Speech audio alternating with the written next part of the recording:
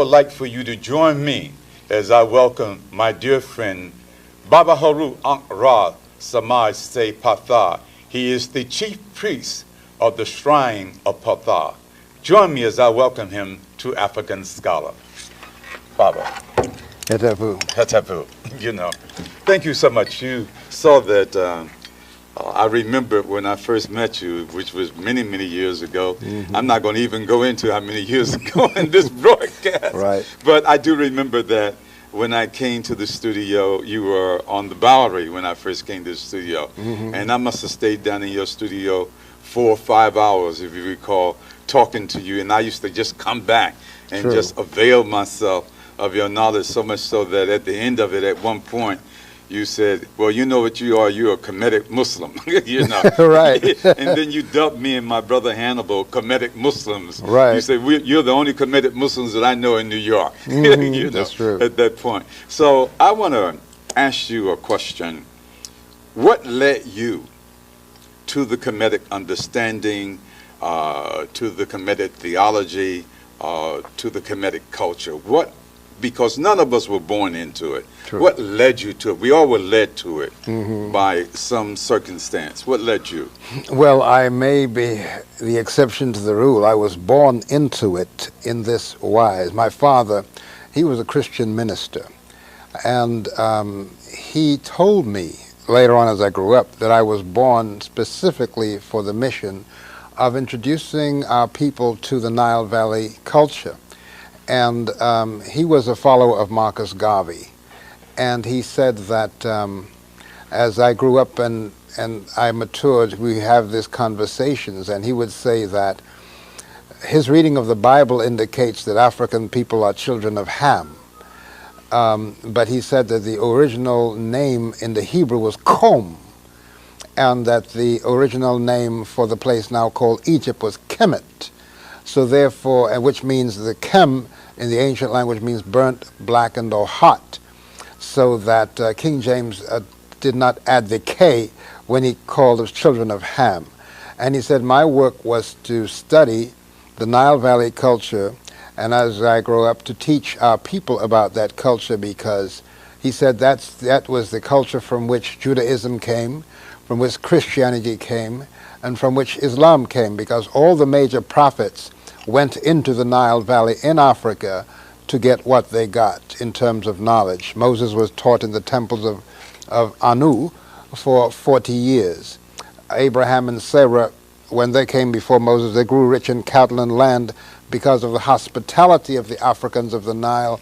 Yeshua, now known as Jesus, his life was spared by the hospitality of these same Nile Valley Africans, and also that the Prophet Muhammad's at least 40 of his disciples was spared from the wrath of his tribesmen, the Quraysh of Mecca, when he sent them to the Negusti, the king of kings of Ethiopia, to be spared their wrath and to give them refuge. So it seems that Africa, the Nile Valley Africans, gave refuge to all of these major prophets. So the question is, what kind of people were these? What did they know? What did they believe in? What was their concept of deity before the coming of the Kemetic shepherds into their land? And he said that we should study the cosmology of the farmers and gardeners of the Nile Valley, because basically what we had was just the cosmology of those who came to fight them, really, and who took over their land afterward. So I busied myself with that knowledge, and it was around my father, he passed in 1967, and around 1970 somebody brought me a tape of Dr. Joseph Ben-Jochannan and said, listen to this. And what I heard coming out of that tape was some of the same things my father used to tell me. And I adopted Dr. Ben as my spiritual father. He did not know it, of course, and anything that he read, that he wrote, I read. And from there, of course, I read the works of Sheikh Anta Diop, and even before that, I'd read Gerald Massey's works, Ancient Egypt, Light of the World, Book of Beginnings, Natural Genesis, the works of Count Volney, and of course, The Stolen Legacy by George G.M. James, and later on, of course, the works of Sheikh Anta Diop, where he informed us that the oneness of Egyptian and black culture could not be stated more clearly, and because of this essential identity of genius, culture, and race, today all Negroes can trace their culture to ancient Egypt and build a modern society on that foundation. Now, when I read that, I just was excited because I had been talking about Egypt, Egypt all the time, and people thought I was crazy. He said, "You're an African, what do you want to deal with Egypt? That's in the Middle East." I said, "The Middle East? The middle of what?" I said, "Look on your map, it's right there." People wanted to be off the African continent because of the greatness of the civilization. People want to steal it for themselves. And of course, we are very generous. I mean, after a while, we allowed the Greeks to come in.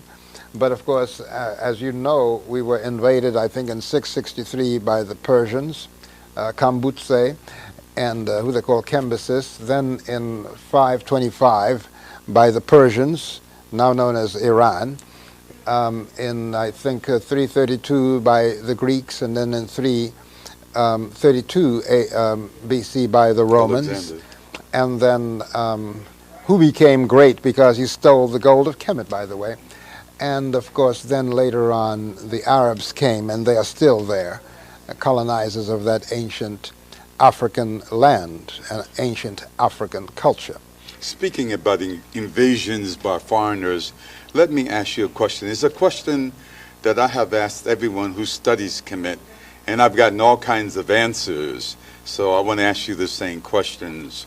Who were the Hyksos? The Hyksos, that's a mystery that people try to keep a mystery. But of course, the Hyksos, to make it generalized, were nomadic sheep herders of Asia Minor. And they came in there, and they invaded the land, and around the, I think around the 13th dynastic period, and they were in there for about 200 years, and then they were driven out by Amos the First and Amos Nefertari, the first rulers of the 18th dynastic period. So they were the enemies of the ancient Nile Valley farmers and gardeners, specifically because it had really nothing to do with skin color, as some people like to think. It had to do with lifestyle. When you go to Kemet today, you see the Arab guides will show you, will look at the pharaoh's chariots riding over the necks of the Asiatics and the necks of the Nubians. They don't call them Nubians, the necks of the Negroes. And really, it had to do with the fact that the Asiatic sheep herders were nomads. A lot of the Nubian were likewise nomads, and their lifestyle interfered with the lifestyle of the farmers and gardeners of the Nile. If you come with your flocks and you turn them loose in my garden, you are actually interfering with my lifestyle. You're threatening my life because you're eating my food. And that's what the quarrel was really all about. Because the shepherds, they kept wandering from place to place. They were not building anything. And so they coveted the settled lifestyle of the Nile Valley farmers. And even though we shared with them, you know, when you give without no return, you are violating the laws of Ma'at, which is balance, order, reciprocity. And that's part of what happened. Well, speaking about color, that's the thing that I'm really concerned about. I know who they were in terms of historically, but what color were they? Now, before you answer, let me just give you a little help, give you a compliment here. You know, I've heard that they were black Asiatics. Right. I've heard that they were a mixture between the Kemetic and the Asians. You know, I have heard that they were a mixture between the Kemetic and the Phoenicians. These are some of the explanations that I have been given about the racial identity of the Hyksos. Do you have any further comment on that, or do you agree with any or none of what's been said? Well, the Greeks called them Hyksos, but they were known as Hek-Shasu, or the rulers of the marshlands. and they were different complexions, as indeed the Africans of the Nile were. If you go to the Metropolitan Museum, you will see some of the original art on the walls. They show people of different complexions, from like we have in Harlem today, the darkest dark to the highest yellow, as we say. And so these people were of similar complexions. However, some of the temple walls drawings show that they were decidedly of more of a pink complexion than were the Africans of the Nile Valley. And that had to do with the regions from which they came, the desert regions and nomadic regions from which they descended, you know. Now, the other thing, in speaking with Dr. Ben, I think it was Monday, we were talking, and I told him that you're going to be the guest on the show, and we just talked. And one of the things that he said was that the rebellion that we had among ourselves, which could be classified as the Common People Revolution, the first quote-unquote proletariat revolution in the 6th dynasty, that revolution in the 6th dynasty set the stage for the invasion of the Hyksos. Do you agree or disagree with Dr. Ben's statement? Well, there's no doubt that our internal conflicts made it easy for people who are fashioned and trained and conceived to take advantage of divisions, to exploit these divisions. It happened right here with the Native Americans, that they were fighting among themselves. As long as we stayed united, we could thwart any attempts of outsiders to invade, because the spiritual force and power was so intact that they couldn't even come near the border. But when we began to go against the laws of Ma'at, when we began to quarrel over cosmology and politics, then of course we have the people coming and taking advantage of these divisions. So that is true. I think Dr. Ben is right. And for the same thing, we have to take responsibility also, partially, for what happened during the chattel enslavement trade, that it was our battles among each other that made it possible for these foreigners to come in and exploit the differences, our differences, giving those who they saw as stronger guns and not giving those who they saw as weaker guns, so that the stronger ones invaded the villages of the weaker and sold us to Arabs and to Europeans who came later. By the way, of course, you know, the Arabs were involved in the slave trade for more than 1,000 years before the Europeans came. That's true, yeah. And are still doing it to this day. Right. And again, in talking with Dr. Ben would tell you that he doesn't believe in God, and he would tell you that he has no God, but he very much believes in Amun-Ra. Do you have a particular deity coming from a particular period of time in ancient Kemet that you favor? No, I favor them all. Okay. Actually, what we refer to, unfortunately, as gods and goddesses are facets and attributes of Nkara. Nkara, or some say Netcher, is the undifferentiated divinity that governs all creation. If you, as a jeweler, I look at a gem, I look at a diamond, and I see that the diamond has many facets, each throwing off, depending on how the light hits it, a different light. Okay? And Ntara, divinity, undifferentiated, has many aspects and many expressions. Our ancestors used animals, they used birds, they used reptiles to describe aspects of these, of divinity. If you go into the Christian Bible, it'll say, "Be ye wise as serpents and harmless as doves." It also say, "Go to the ant, thou sluggard, consider his ways and be wise." So the Bible is saying that ants, doves, and serpents can teach you wisdom, can teach you, if you observe them, they have aspects of human behavior. So our ancestors felt the same way about the lion, about the cynocephalous baboon. They felt the same way about the ibis and the jackal and all of those animals. Now, the Egyptologists, when they come, they willfully choose to misunderstand our way of life and accuse us of animal worship. Well, I think we would be better off worshiping some of those animals than worshiping these two-legged animals who are so racist, which unfortunately we copy and have become clones of in this society. So we have to get rid of this notion of gods and goddesses, first of all, because that's a willful misunderstanding on the part of the Egyptologists, okay, who want to accuse African people of polytheism so they can justify and brag that they have a greater idea in monotheism. Why, the monotheists have murdered, enslaved, raped, and still continue to bash African people to this day. They will kill you because they say you believe in many gods and they believe in one. Well, the devil is a killer and a murderer, from what I'm told, so it would seem as if the people who will come and kill you to force you to believe in their concepts are really devils walking around on 2 feet.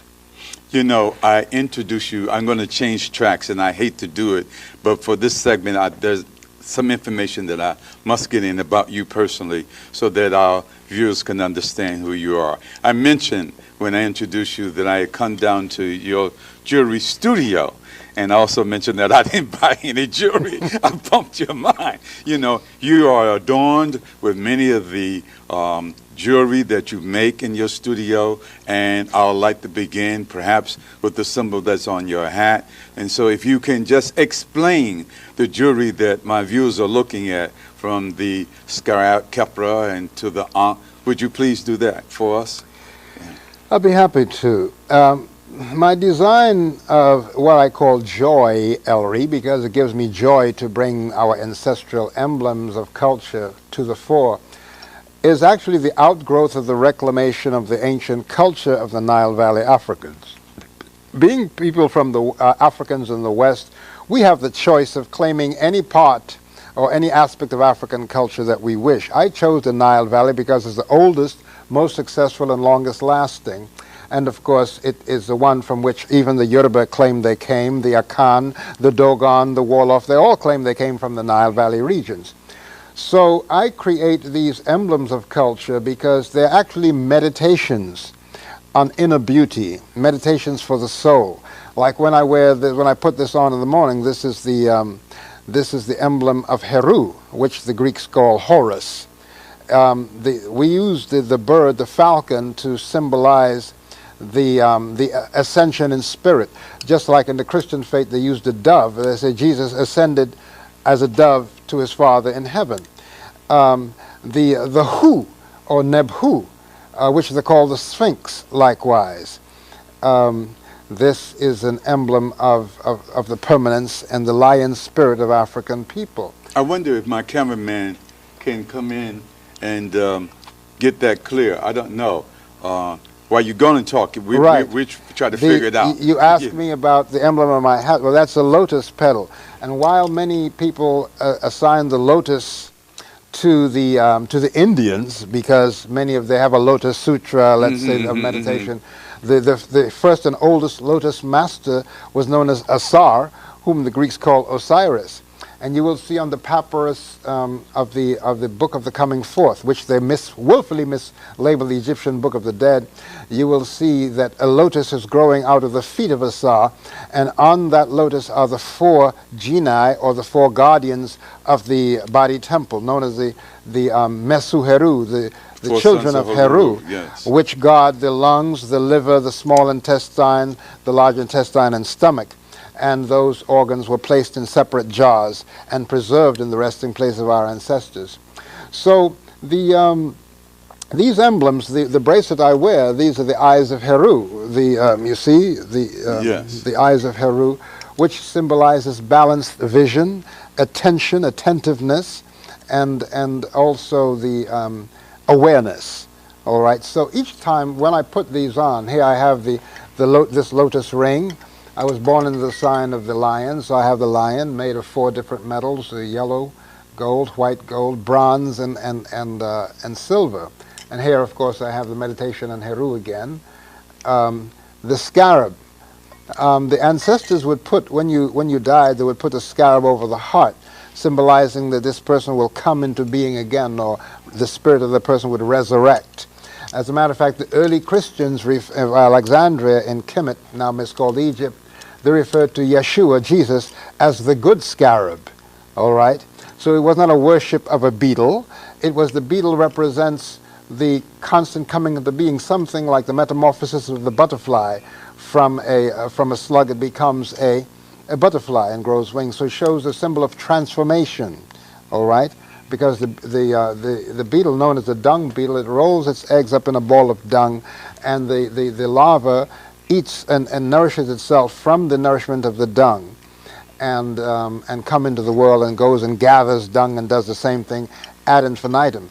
So it became the symbol of coming into being, which our ancestors called Keper or Keperah. And you have forgot the Ankh. Now, don't forget the Ankh. Oh, of course. They're calling me the Ankh man. Yes. And this divine sign, this is the preeminent sign of the African spiritual high culture, because it honors, first of all, the mother, the womb. It honors the father and the synthesis, the children that comes from the womb through the seed of the father. It also symbolizes the water that rises up from the earth, up to the clouds, falling back on the earth as rain to bring vegetation out of the ground. It also is spirit, mind, and matter. So however you look at Ankh, it shows the continuous regeneration of the life force. Now, when the Romans adopted Christianity in order to co-opt it, they removed the sacred womb as the symbol, because the earliest Christians in Alexandria used the Ankh as their sign of early Christianity. They just adopted it from the early Africans of the Nile Valley. And of course, they themselves were African, people like St. Augustine and whatnot. They all were living in Alexandria region. So the Emperor Theodosius, I think in the 6th century BC, AD, he had an edict that closed the temple of Ast or Set on the island of Philae and banned the Ankh as the preeminent symbol of the early Christians. And then when Constantine came, he substituted the Roman sword, which is now the cross, as the symbol of that religion. So it's time that when we see how the patriarchal hierarchies of all the major religions are dealing in wars and death, it's time we restore the life principle, a respectful life. When people, I ride in cabs and they ask me, what's your religion? I say, take a deep breath with me. You've just joined my religion. What kind of religion is that? I said, it's the aim of all religions, life. Yes. There's nothing bigger, better than life. Even cockroaches want to live. You try to get them, they're the run. fastest thing running, they're fastest. Why? They're running for their lives. Yeah, yeah. So life must be the most important thing. So now all I have to do is respect your life, you respect my life, and that's the end of war. But if we argue now over, well, I'm a Muslim and you're a Christian, we're going to argue over what? Dogma. I call it dog maws, the guts of dogs. Yes. Because all it does is create division, divisiveness. Sunday morning, Friday night, Saturday, and Sunday are the 3 most divided days in all of the religions, because they all have their various denominations, each one proclaiming themselves to be the right one. Now, if they just would exalt life and honor each other's lives, then they can sit down and discuss things in a civilized way. Since civilization should be about the preservation of life, devil worship involves disrespect of life, because it seems as if what they tell me about the devil is supposed to make your life miserable, and that's what wars do, make people's lives miserable. So all of those hierarchies, and I want to say here that this is not an indictment on members of religions. People are truly sincere in their belief that their faith in deity is going to save them from disasters, from all different types of maladies and disease. And as your faith is, so it will be for you. But you don't have to let anyone force you to believe in anything. because in African culture and spiritual culture, you must know. Knowledge is greater than belief. When knowledge comes, belief has to sit down. If I hold a gun to your head, my brother, and I told you to believe that red is black, you will believe that red is black, and you will proclaim it with the loudest voice, you see, but you cannot know that red is black. Knowledge, your eyes will tell you that is not so.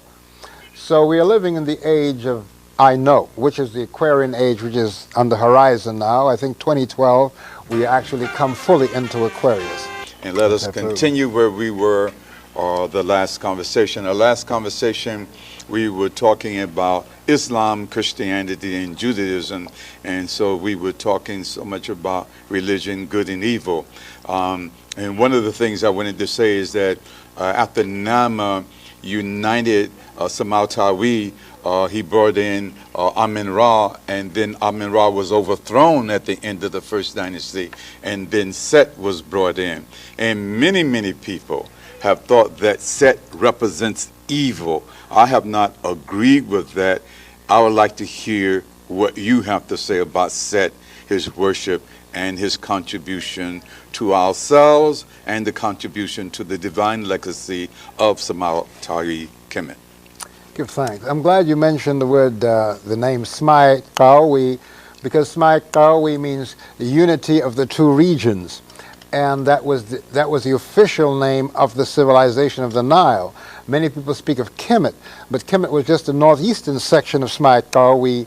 Tarseti, now known as Nubia or Ethiopia, was another region to the south of this great united region. To speak about Set, though, Set at one time in our legacy was had a benevolent aspect to it, because actually Set is unbridled force, and Set represents the challenge to Heru. And without Set, Heru really has no purpose for being, and that is why in the battle between Heru and Set, when Heru had got the better of Set and was about to slay Set, his mother said, "No, bind him," indicating that Set would live to fight another day. And then she unbind him. Right. Precisely, she let him go. She let him and go. And of course, Heru then, in his reflex action, knocked off her crown. Yeah. And Tahuti came and put the crown of Het Heru on her head, the disc and the horns. So now, Set did not become malevolent or bad until the Hekshasu, the shepherd kings, came in and they adopted Set as their deity. That is when you find that the Nile Valley Africans really did not like Set, and he became malevolent.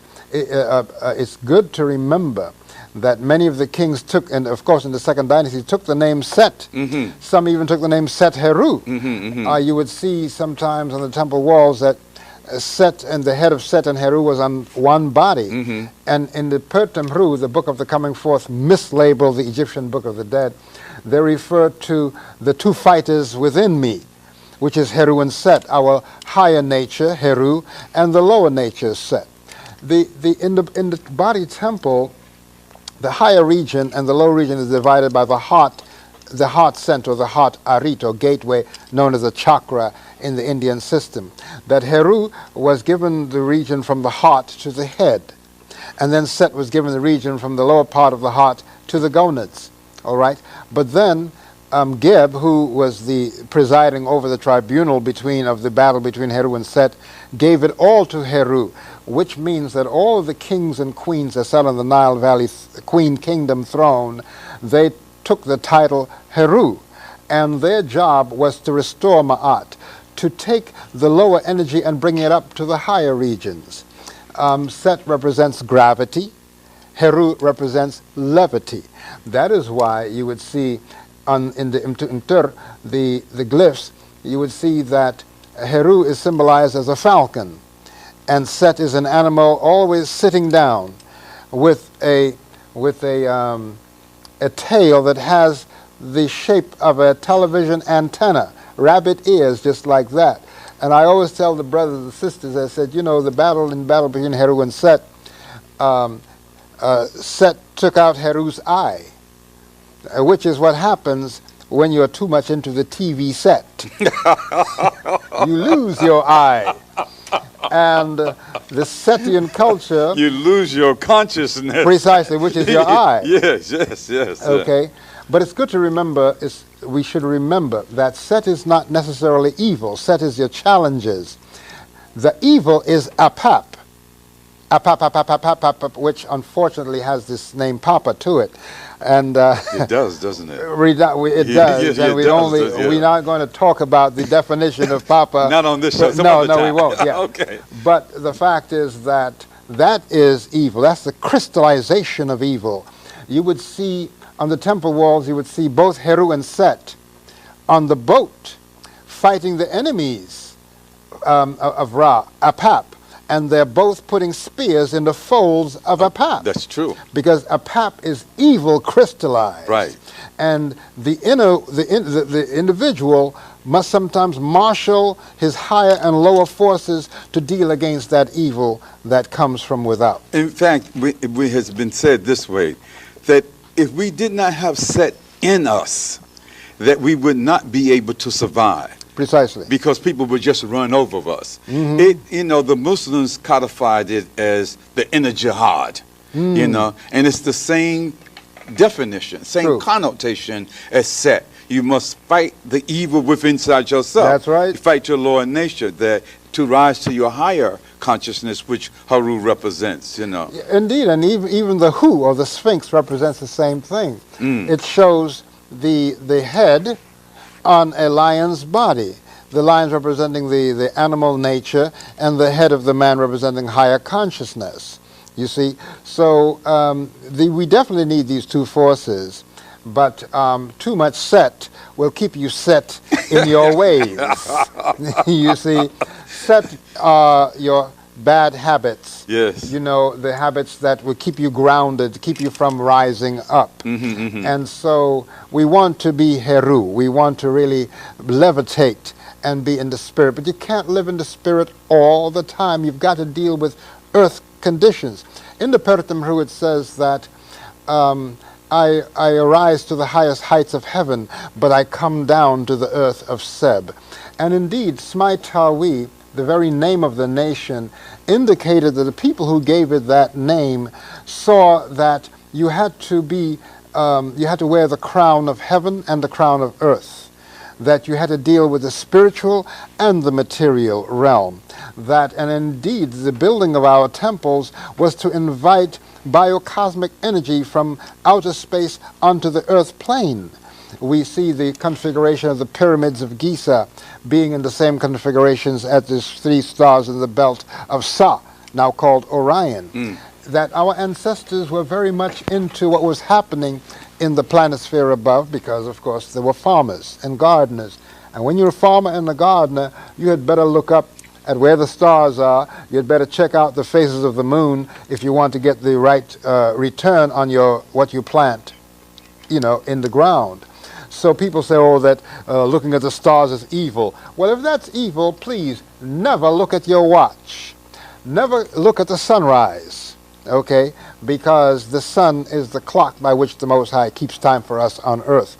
And as many people like to disparage sun worship, why is Sunday such a great day of worship? The sun day. Likewise, the Muslim prayers take place at various hours of the day. And how do you measure the hours of the day? Through the movement of the sun. So don't give me that crap about sun worship.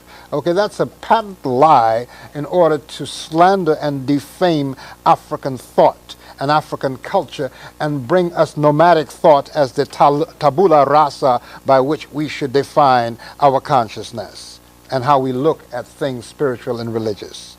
Speaking about Smai-Tawi again, and speaking about the invasions of the foreigners who came in and polluted our spirituality, they call him the heretic king. What is your opinion? Talk on the heretic, so-called heretic king, Akhenaten.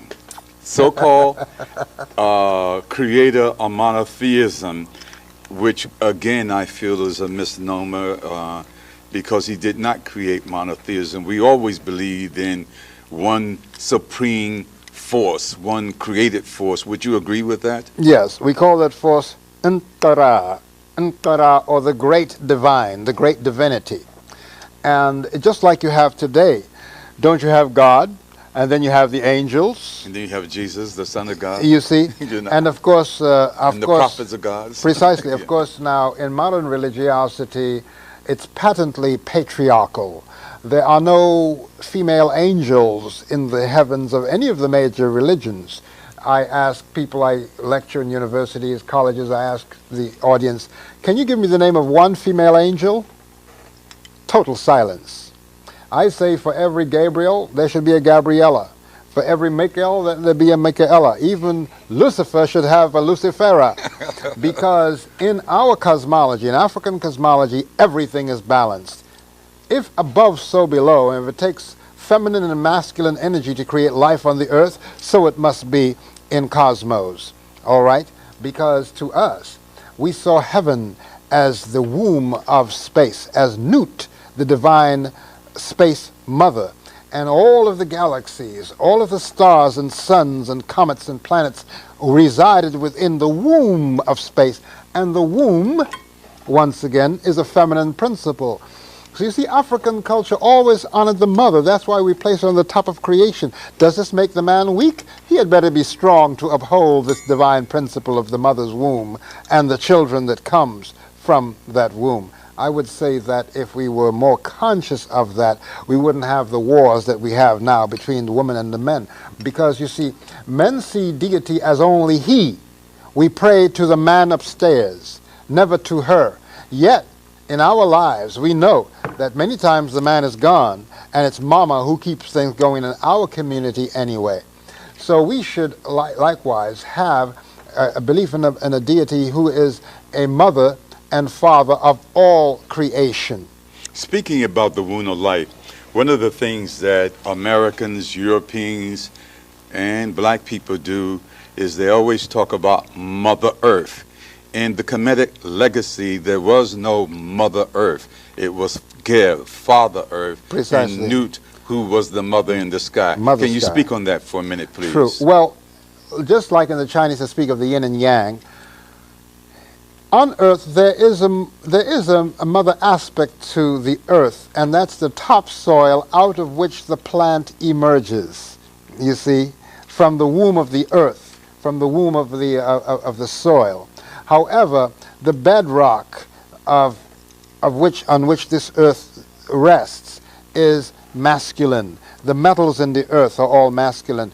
Ptah, who is the neter of metals, is shown as a masculine deity, all right?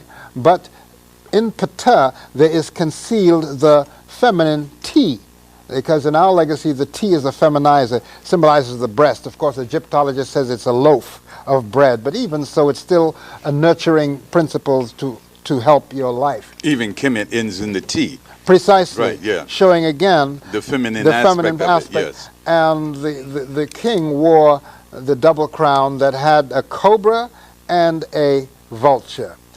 Both female, yes. Wachit and Nekabet. And that was known as the two ladies' name of the king, because we saw the land as feminine, you know, that we served the mother principle. And the king was also entitled Insut Biti, okay, again the bee, bit, and the plant, the su plant, the soot plant of the south. South comes from Sut, or Set, again, the region that Set ruled in his benevolent aspect. Let me tell you, my brother, I can sit here all night and talk about the beauty of this legacy. There's so many aspects to it that for the lay person out there, they may wonder, what in the world is he talking about? Yes. But this information has been willfully kept from our people and from all people. It has been kept in a place they call Egyptology in order to deny its Africanity. In fact, just to expand on what you're saying, when you talk about Egyptology, you have to go to East Asian studies in order to even get Egyptology. You can't get it in Africa. At the University of Chicago, they have a place called the Oriental Institute. Now, if you don't know any better, you think, well, this is the study of the Chinese and the Japanese lifestyle, because we usually associate the Orient with Japan and China. You know, well, Orient means what? East. You know, relative to where we are in America, all of Africa, Russia, all of those lands are in the Orient. You know? True. And this is what they would call the Occident. I think it's more like the accident, Columbus's accident, who didn't discover anything. All he discovered was that he was lost. That's what he discovered. How can you discover? It's like somebody discovering your car parked on 125th Street, you know? Yeah. So, no, there's no such discovery. And that's why I think it's such a tragedy, this Columbus Day, about the discovery. No, that's the European discovery that the earth was indeed round after the battle Galileo, where he got the knowledge that the earth was round from Kemet. But they never want to give credit to the Africans of the Nile Valley for this knowledge. They always try to make it seem as if it dropped out of space. And then now they're saying that ancient Egypt was built by people from outer space, by aliens, you know. Well, yes, Egypt was created by aliens with an attitude, but Kemet was created by Africans of the Nile. And let's say that the civilization came from Central Equatorial Africa. And that's another thing we have to watch, because when we speak of north, we always think of north as up, you see? And all the map makers are Europeans, so they always have north on top because they want Europe to be on top of everything. But with a round ball moving in space, who say that north must always be on top? You can choose to look at the earth from any perspective. I prefer to look at it not from the north or from the south. I look at it from the eastern perspective, where the sun rises. And in the summer solstice, that eastern perspective, it rises right over the equator. And when it passes over the Great Lakes of Africa, which we call the Apet, that's to us the top of the world, and that's where the Nile River has its beginnings in the southern region. And then it flows down the slope of the earth, down north. You see, Lake Tana likewise would be up, and it flows down north to the delta. It meets at Khartoum in Sudan and then flows down into the lotus tributaries of the Great Green Sea, which we call the Huat Ur, or the Great Green, now called Mediterranean. So we have to begin to look at even our world from a different perspective, because if you just follow the map makers, they always show it with north being on top. That happened around 1555. Prior Precisely. to that, it was Africa was on top. Yes. I mean, you know that Africa must be on top because the Nile does not flow against gravity. Precisely. So it's not Precisely. flowing up; it's flowing down. And that's why this whole idea of south being up, it confuses people, because we are looking at the earth from a European perspective. And it's understandable. They make the map, so they're going to give themselves the favor, you see. And then you have the tragedy of people in Australia calling themselves down under. Down under where? Please. You're in a round ball, a beautiful space ball, a ship moving around in space. And I must say to my brothers and sisters in all the religions, we are already in heaven. Where you want to go up and freeze? We're already in heavens. You know what Dr. Ben says about heaven, don't you? Yes, he says, he places heaven in a particular part of our women's anatomy, but I would say that heaven is our women, period. All of her. I just don't subscribe to applying it just to one part of her. She's totally heaven. I mean, the legacy says that the woman is the heaven, because Newt is the heaven. Precisely. So the woman is the heaven. Yes, and we love to go to heaven, don't we? Right, I stay in heaven.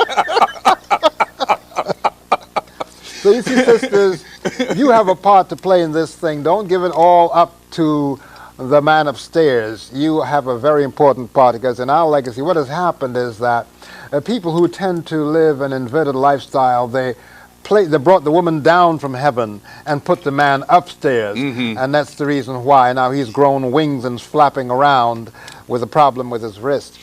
But you see, we have to make those corrections. While we're talking about the women, let's expand upon that, would you please, because there are many deities, there are many energy forces that are nectaru, that are represented by female. Precisely. And our women need to know that. Our women need to know first that the first temple of love ever built for a woman was built by a Nosut of Pharaoh for his favorite queen. That's called Abu Simbel, the double temple of Abu Simbel. You know. that Ramesses II built for his beautiful I didn't want to use the word Ramesses. Ramesu. Okay, you know. All right, so but let's go into some of the deities, some of the energy forces that are represented as female forces. Well, the first and most important one is Ma'at. Ma'at was known as the Lady of Truth, and she represents the divine order and balance that exists in all of nature. And she's shown as a woman with a feather of an ostrich feather in her headband, all right? And the kings and queens of the Nile Valley nation of Smaikawi, they always refer to themselves as Nib, which means Lord, or Nbet, or Master. Or or Nbet, Lady of Truth, righteousness and order. And I would like to say that our governmental system was a ma'aticracy. It means a governance of righteousness, governance of order, a governance of law. So we like to think that foreigners brought us the idea of law and morality. No, we had it long before. And Moses got at least 8 of the 10 commandments from the 42 oracles or laws of Ma'at, which was the basic moral system that guided the African life. And I tell couples today, I said that you must enthrone Ma'at in your home, because the man doesn't rule, nor does the woman rule. Ma'at rules, and both of you serve the higher principle of balance in your lives. And if you do that, if you realize that you, woman, you sit on your throne as the queen, the man sits on his throne as king in your household, both of you are servants of Ma'at, then your children would see what the order is and give respects to both hemispheres. Because today there's too much misogyny, too much refusal to see the power of the woman and to give her the proper respect that she deserves. Too much abuse of our women. And too many of our women, unfortunately, play into that and allow it to happen. So we got 10 minutes, and I need. Oh, okay. So I need you to go into Sekhmet. I need you to go in Aset and Nehuvet. Sekhmet, vital force. Ast and Nebuchadnezzar, the two sisters. Now this is very important and so empowering for our women to know that these two women, Ast and Nebuchadnezzar, who they call Isis and Nephthys, were the ones who put the body of the broken and the first crucified Savior in our story, or his story for that matter. They put his body together again. Now, in the story as we see it in the Bible with Yeshua, with Jesus, when Mary and Martha got there, the stone had already been rolled away. Yeshua, Jesus, had already ascended. So they had nothing to do with his resurrection. But in the African story, the woman not only made his resurrection possible, but they made his ascension possible. And not only that, they were responsible for fashioning the organ of regeneration that had been swallowed by the fish, and uttering hekau, words of spiritual effective action that caused his organ to rise. And Ast transformed herself into a female falcon and took the seed of Asar into her spiritual union. They refer to it as immaculate conception nowadays because the people who use that term see sex as dirty. Well, it's dirty if that's how you think about it, and if you think about the woman as dirty, and that's another problem that male oriented religiosity has, and that's the reason why they always put down the woman. But in our culture, that is forbidden, because the mother must be given her proper respect. So therefore, you had Meshkanet, who was the woman, the principal of the birth chamber. Meshkenet is the power that allows you to rebirth yourself. Renenet, the one who gives you your name. Your name is tied up with your fortune. That's why we must choose names that have meaning and significance. And we must stop creating these names out of the sky. You know, like I don't even want to use the names that we choose nowadays. So these feminine principles, like Mut, the origin of the word mother, Mut, is shown, and some people, why did you use a vulture to symbolize the mother? Well, without the vulture, the desert would be an ecological disaster. And that vulture, to show how it nurtures its young, in the drought season, that vulture would prick its own thigh and allow its baby vulture to drink its blood in order to spare the baby's life. So the vulture is not a terrible animal. The Most High made all things. All right. You would have likewise. We spoke of Nut, the Divine Mother. And Het Heru, let's talk about Het Heru. Oh, Het Heru. The Yoruba refer to her as Oshun. Het Heru was known to us as the divine principle of nurturing, of sensuality, of sexuality, of joy, of merriment, of festival. This is the zone of Het Heru, of beauty. All right, and we do have Kaitha Het Heru, who is the keeper of the oldest shrine dedicated to Het Heru here in North America. And she likewise is at the studio of Ptah down in Manhattan, and she does fantastic work with, she weaves Kemetic cloth, okay, and she also does clay work of what we call she pots, you know, honoring the woman. For the next time. Good, thanks.